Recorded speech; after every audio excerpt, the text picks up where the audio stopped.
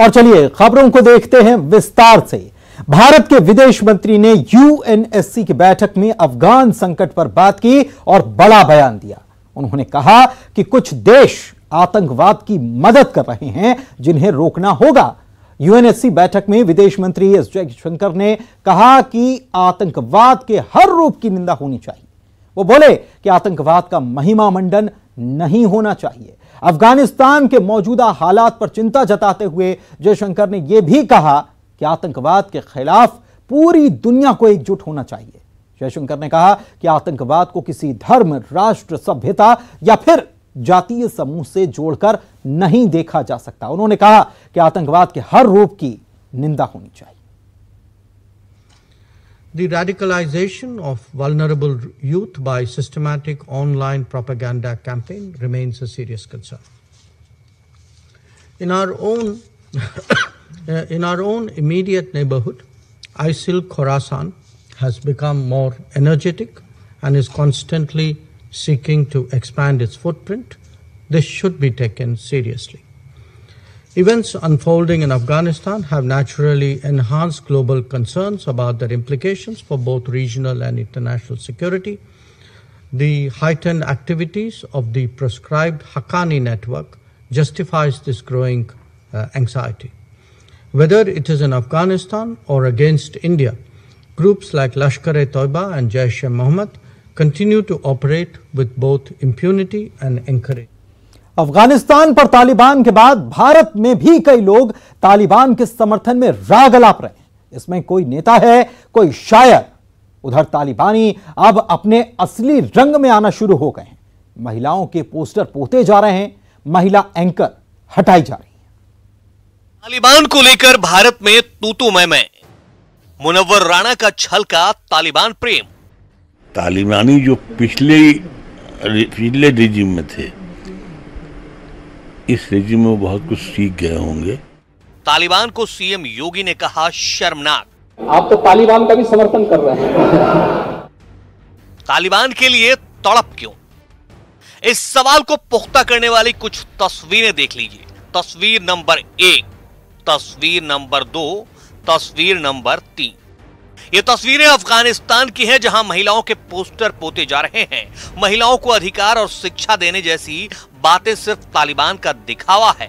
हालात ये हैं कि बाजारों में भी जहां महिलाओं की तस्वीरें दिखाई पड़ रही हैं, तालिबानी लड़ाके उन पर कालिख पोत रहे हैं।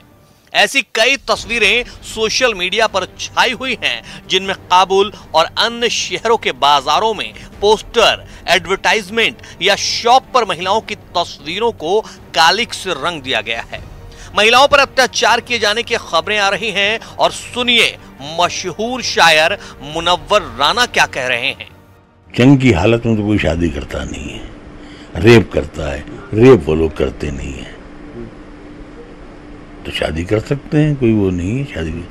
लेकिन आज की तारीख में जब आप जंग की हालत में हैं तो आप शादी कैसे करेंगे आप? तो ये एक र्यूमर है जो उड़ाया जा रहा है। अब कुछ वीडियो देख लीजिए, इन महिलाओं को सुन लीजिए। क्या डर है? सबके लिए मम्मी जान। I've never felt it to this extent, helpless, hopeless, disappointed, poor and miserable in my life. Our friends are going to get killed. They're going to kill us. Our women are not going to have any more rights. ये वही महिलाएं हैं जो अफगानिस्तान से भारत आई थीं। इनके आंसू बयां कर रहे हैं कि वहां तालिबानियों का किस कदर खौफ है, फिर भी उनके कुकर्मों पर पर्दा डालने की कोशिश हो रही है। नहीं, जो पहले किया वो तो गलत था, 20 बरस पहले। देखिए इधर हमने तो भाई देखा नहीं कुछ ऐसा, ऐसा तो हम अभी तक तो हमने देखा नहीं। और इन हालात में र्यूमर बहुत उड़ता है। ऐसे में सवाल है कि जिनके दहशत से पूरा अफगानिस्तान थर्रा उठा है, उस तालिबान के लिए तड़प क्यों? जो हैवान है उसके लिए हमदर्दी क्यों? जो महिलाओं पर जुल्म ढाया जा रहा है उसका समर्थन क्यों? महिलाओं पर अत्याचार की एक और सच्चाई सुन लीजिए। अफगानिस्तान में टीवी पर महिला एंकर और विदेशी शो बैन। महिलाओं को समान अधिकार देने का वादा करने वाले तालिबानियों ने सरकारी टीवी चैनल की एंकर खदीजा अमीन को बर्खास्त कर दिया है। वहीं एक दूसरी महिला एंकर शबनम दावरान को हिजाब पहनने और आईडी कार्ड लाने के बाद भी ऑफिस में घुसने नहीं दिया गया। तालिबान राज आने की धमकी देकर उन्हें घर लौटा दिया गया। बावजूद इसके संभल से समाजवादी पार्टी के सांसद शफीकुर रहमान ने तालिबान के समर्थन में एक विवादित बयान दिया था, जिसके बाद गुरुवार को यूपी विधानसभा में मुख्यमंत्री योगी आदित्यनाथ ने समाजवादी पार्टी पर हमला किया और उसे शर्मनाक बताया। अध्यक्ष जी, तालिबान का समर्थन कर रहे हैं कुछ लोग, महिलाओं के साथ क्या क्रूरता बरती जा रही है, वहां पर बच्चों के साथ क्या क्रूरता बरती जा रही है अफगानिस्तान में, लेकिन कुछ लोग बेशर्मी के साथ तालिबान का समर्थन किए जा रहे हैं। अफगानिस्तान के लोग तालिबान के खिलाफ प्रदर्शन कर रहे हैं। पूरे अफगानिस्तान में भगदड़ मचा है। विदेशी लोग वहां से पलायन कर रहे हैं। तालिबानियों का अतीत दहशतगर्दी का रहा है और फिलहाल उसमें कोई तब्दीली दिख नहीं रही। ऐसे में पहले तालिबान का तमाशा देख लीजिए, उसके लिए तड़प दिखाने में जल्दबाजी तो मत कीजिए। Bureau report, news 18 network. प्रतिमा के सामने बारिश के बीच 1 घंटे तक मुख्यमंत्री अपने मंत्रियों के साथ धरने पर बैठे। उनके साथ मंत्री राज्यसभा सांसद छाया वर्मा, फूलो देवी नेताम भी मौजूद थीं। इस घटना को लेकर मुख्यमंत्री ने केंद्र सरकार और बीजेपी पर निशाना साधा और कहा कि संसद में जिस तरह की घटना हुई वो काफी निंदनीय है। छत्तीसगढ़ की 2 बेटियों सांसद फूलो देवी नेताम और छाया वर्मा के साथ राज्यसभा में हुए दुर्व्यवहार को छत्तीसगढ़ कभी बर्दाश्त नहीं करेगा। ये छत्तीसगढ़ महतारी का अपमान है। लेकिन छत्तीसगढ़ आने के बाद भारतीय जनता पार्टी के सांसदों ने, भारतीय जनता पार्टी के पदाधिकारियों ने जिस प्रकार अपमानजनक बातें कही गई, पुतला दहन किया गया, ये बेहद दुर्भाग्यजनक है। ये छत्तीसगढ़ महतारी का अपमान है। ये छत्तीसगढ़ कौशल्या माता का मायके है और वहां इस प्रकार से व्यवहार करना, इन लोगों को तो माफी मांगना चाहिए, पूरे महिला समाज से मांगना चाहिए। लेकिन इन्होंने अपने नेताओं की विशेष पुतला दहन किया गया और अपमानजनक ढंग से टिप्पणी की। इसके खिलाफ में आज भाई मोहन मरकाम जी और हमारे मंत्रिमंडल के कुछ सदस्य, कुछ विधायक, पार्टी के कुछ पदाधिकारी, सारे लोग 1 घंटा मौन हम लोग रहे गांधी जी के प्रतिमा के सामने। तो नारियों के अपमान छत्तीसगढ़।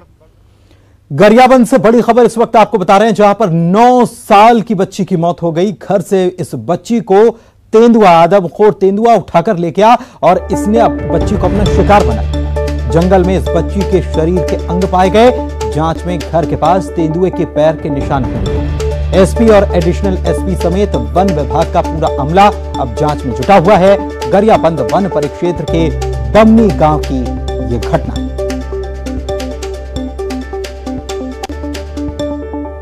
बालोद जिले के डोंडी ब्लॉक की दिव्यांग युवती को 10 किलोमीटर रोजाना बैसाखियों के सहारे चलना पड़ता है। युवती को सरकार की किसी योजना का लाभ नहीं दिया जा रहा है। यहां तक कि ट्राइसाइकिल की मांग को भी प्रशासन ने पूरा नहीं किया है। दिव्यांग रोज अपने गांव पेटेचुआ से डोंडी आती है। यहां से 5 किलोमीटर बस से सफर करती है और फिर 10 किलोमीटर बैसाखियों के सहारे चलकर अपने कार्यस्थल जनपद पंचायत डोंडी पहुंचती है। उधर मंत्री अनिला भेड़िया के प्रतिनिधि का कहना है कि मामला संज्ञान में आ गया है, जल्द मदद करने का आश्वासन वो दे रहे हैं। और मेरे मम्मी पापा तो नहीं है, भैया भाभी के साथ रहती हूँ और मैं रोज मेरे को आने जाने में बहुत परेशानी होती है और मुझे रोज 5 किलोमीटर चल कर आना जाना पड़ता है। बारिश के दिनों में मुझे बहुत परेशानी होती है। घर वाले मतलब कोई मुझे यहाँ तक छोड़ने वाले भी नहीं हैं। मैं अनिला भेड़िया से एक बार बोली थी, हमारे गांव में आई थी तो आवेदन भी की थी, लेकिन वो। और इसी के साथ खबर असरदार के इस बुलेटिन में फिलहाल इतना ही। अब नजर हेडलाइंस पर।